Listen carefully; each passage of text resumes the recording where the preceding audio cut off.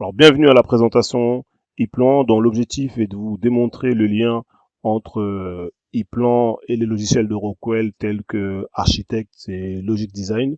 Donc, l'objectif ici, c'est de vous montrer le passage entre un schéma réalisé avec ePlan et le lien qu'il peut y avoir avec Architect et de vous démontrer le lien bidirectionnel qu'on va avoir. Donc, nous partons d'un projet réalisé sous ePlan. On a défini toute une architecture. Donc, on voit ici toutes les données de bus qui ont été définies ici, donc avec le switch, avec ici deux variateurs, un Kinetic 5500, un Kinetic 5700, la partie .io et la partie Logix qui ont été définies. Donc on voit ici la vue rack également qui a été définie dans ce projet, la vue détaillée de mes entrées-sorties qui ont été définies avec des mnémoniques et des commentaires. Donc ici on retrouve pas mal d'informations.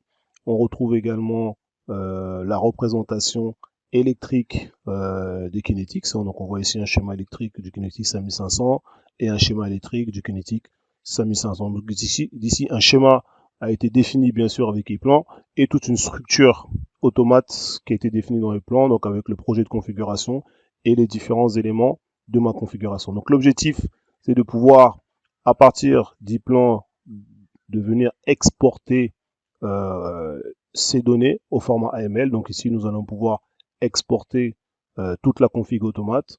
On sélectionne ici le projet de configuration, la langue source, le format, donc le format du fichier qui est un format AML, et ici le nom du fichier. Donc aussi on va le redéfinir, on va nommer par exemple ce fichier, donc ePlan,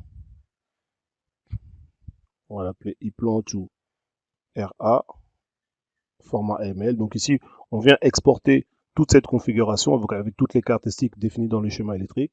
Donc une fois ce fichier exporté, donc nous allons pouvoir aller démarrer les logiciels de Rockwell, donc notamment ici Architect. Donc on se retrouve sous Architect où on va pouvoir via la fonction importer. Donc ici vous avez ici importer, on va récupérer notre fichier. Donc ici, si on retourne au niveau de notre bureau, on va sélectionner le type de format. Donc on retrouve ici le fichier Rockwell qu'on va pouvoir importer sous Architect. Donc Architect charge toutes ces données. Donc ici avec un temps de chargement, il va aller récupérer justement toutes les informations venant du logiciel ePlan, avec toutes les caractéristiques qui ont pu être intégrées, notamment les différents éléments et également les commentaires qu'on a pu mettre. Donc ici on retrouve toute l'architecture, donc on revoit à peu près la même représentation d'architecture bus, où on retrouve le point IO, on retrouve également le switch et tous les éléments qui ont été intégrés. Si je viens par exemple sélectionner une des cartes ici, on retrouve ici donc les tags, hein, vous voyez ici vous retrouvez tous les tags, et également le commentaire qui a pu être mis, donc le tag S0, le tag S1, le tag S2 avec le commentaire qui a été émis. Donc, si on vérifie un peu au niveau du projet, on voit ici que on retrouve les différents éléments du projet. Alors, seuls deux éléments n'ont pas été intégrés au projet. Alors, nous sommes obligés de le faire manuellement, c'est-à-dire que manuellement, les drives ici, je suis obligé de les associer à la configuration. Donc, manuellement, nous allons associer ici le premier drive, le Kinetic 5500, à notre configuration. Donc, on voit ici les caractéristiques de notre drive avec l'adresse IP et toutes les données nécessaires. Nous allons faire la même chose pour le deuxième drive ici. Donc, on va associer automatiquement à la configuration notre deuxième drive. Donc là, à ce moment-là, on se retrouve avec une configuration complète ici de notre projet. Donc en partant de là, nous allons pouvoir utiliser des fonctionnalités ici, notamment la fonctionnalité commit project and change. Donc ici, nous allons pouvoir faire un commit de notre projet pour pouvoir justement ouvrir notre projet sous Logic Designs et faire des modifications. Donc ici, Architect va charger toutes ces données. Donc il procède, on va dire, à la fonction commit. Donc ici, on va définir toutes les données, donc en traitant justement les différentes caractéristiques de ma configuration. Donc avec un temps de chargement qui avance ici, donc on va pouvoir justement récupérer ces différentes informations à ce niveau-là.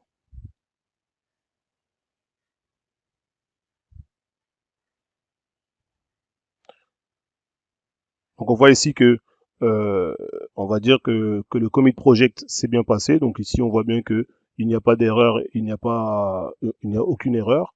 Donc la fonctionnalité a été bien définie. De là, nous avons la possibilité à partir d'Architect d'ouvrir Logic Design. Donc on va automatiquement via Architect basculer directement sur Logic Design pour justement éventuellement revoir toute la configuration et éventuellement y apporter quelques modifications à ce niveau-là. Donc le temps de chargement, le temps d'ouverture de Logic Design. Donc nous ne sommes pas obligés d'ouvrir Logic Design manuellement. Nous pouvons via Architect directement aller ouvrir Logic Design pour éventuellement procéder à différents traitements et éventuellement procéder à différentes modifications qui pourraient être la modification de nos tags, la modification de nos commentaires ou associer d'autres informations, Donc là, on se retrouve directement sous Logic Design. On retrouve ici toute notre configuration. Donc vous retrouvez ici les différents éléments qu'on a pu avoir à partir du plan, qu'on a pu exporter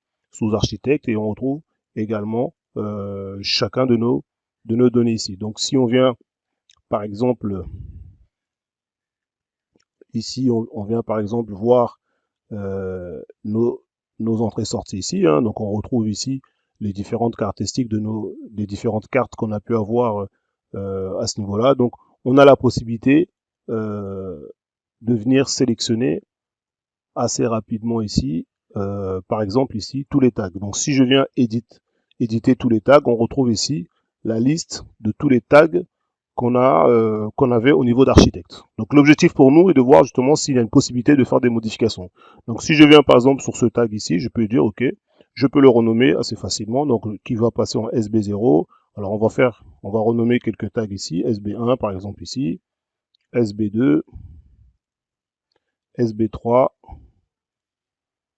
SB4 ici. Donc on va renommer, on va dire tous les tags qu'on a pu avoir ici. Ok. Et même chose pour la partie commentaire, hein, c'est-à-dire qu'on va pouvoir ici renommer ici tous les commentaires, hein, donc assez facilement.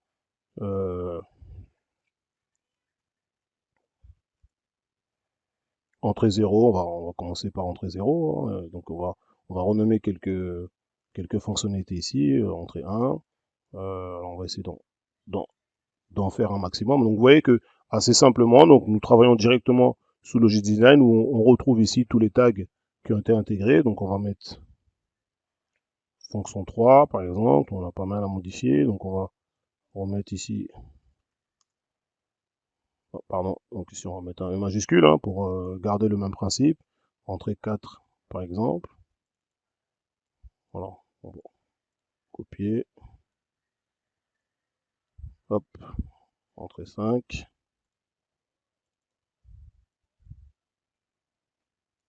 entrée 6, et enfin le dernier qui nous reste à faire ici, entrée 7. Ok. Donc on se retrouve avec les différentes modifications qu'on a pu apporter. Hein. Donc on a à la fois modifié le tag ici et le commentaire associé. Donc au niveau de notre configuration, vous voyez que en passant, on va dire, de Architect vers Logix, on a la possibilité d'aller modifier les différents tags, ce qui n'était pas possible directement sur Architect puisque les tags et les commentaires étaient juste en visuel. Donc à partir de là, cette fonctionnalité, je peux enregistrer mes modifications. Donc toutes les modifications que j'ai pu apporter ont été enregistrées. De retour sous Architect, j'ai la possibilité ici de procéder à une synchronisation de mon projet. C'est-à-dire que je peux définir les plans, ok, je voudrais que tu me mettes à jour ce projet par rapport aux différentes modifications que j'ai pu apporter sur Logix. Donc, étant donné qu'il y a une relation qui est entre ces deux produits, vous allez avoir ici une synchronisation qui se fait. Donc ici, on va définir que on va mettre à jour notre configuration. Donc il nous définit ici toutes les modifications apportées. Donc c'est-à-dire que les modifications apportées à travers Logic Design vont être transférées directement au niveau d'Architect. Hein. Donc on voit ici des informations qui nous indiquent les modifications qui ont été apportées. Et donc si on vient vérifier au niveau de nos entrées-sorties, on revoit ici les modifications. Donc on est bien passé du tag ici S0 à SB0, SB1, SB2, SB3 avec le commentaire qui vont bien. Vous voyez qu'on retrouve ici les différents commentaires. Donc une fois que ces modifications ont été apportées sous Architect, Notre objectif, c'est de voir justement si on peut avoir une synchronisation entre architecte et e-plan. Donc on est parti au départ de e-plan vers architecte. Donc l'objectif, à partir d'ici, nous avons la possibilité de venir exporter, plutôt exporter ce projet. Donc ici, je viens sélectionner ce projet qu'on va appeler ici, par exemple, RA to e-plan. Donc ici, RA to e-plan. Donc au format AML, bien sûr. Donc on va enregistrer. Donc ici, architecte m'exporte toutes les données pour pouvoir les réimporter sous e-plan. Donc de retour sur e-plan, si on vient sélectionner notre projet, donc on se retrouve ici devant notre projet où on voit que les commentaires sont toujours identiques à ce qu'on avait au départ, où on avait S0, fonction 0, S1, fonction 1, etc. Donc le but ici, c'est de pouvoir justement retourner dans la fonction d'importation API. Donc ici, je viens récupérer la fonction importation API où je vais aller chercher le fameux fichier qui m'intéresse. Donc je retrouve ici le fichier RA to ePlan. Ok. Donc que je viens sélectionner ici avec une synchronisation qui va être procédée en gardant la langue française et en vérifiant toujours les articles si ils existent ou pas au niveau de ma base de données. Donc une fois intégré, donc ePlan charge automatiquement toutes ces données et on retrouve ici au niveau du schéma électrique. Donc on retrouve bien ici la mise à jour des tags et des commentaires qui s'est effectuée directement dans mon schéma. Donc vous voyez qu'ici on a vraiment démontré ce lien bidirectionnel qu'il peut y avoir entre ePlan et Architects et Logix, on va dire. Donc ça veut dire qu'il y a un process bien défini, hein. C'est-à-dire que nous partons d'abord de ePlan pour pouvoir exporter un certain nombre de données, on va dire toute une config automate vers Architect, et de Architect, on a un lien avec Logix Design pour pouvoir faire des modifications, par exemple sur les tags, sur les commentaires. Et de là, nous avons la possibilité de réexporter toujours au format AML ce fichier qui va être réimporté dans le plan et donc pour une mise à jour de nos données dans le logiciel de schéma électrique. Donc voilà, en conclusion, vous avez bien compris qu'il y a exactement un lien bidirectionnel qui existe entre ePlan et les différents logiciels de chez Rockwell, notamment Architects et Logix Design. Donc merci d'avoir suivi cette présentation.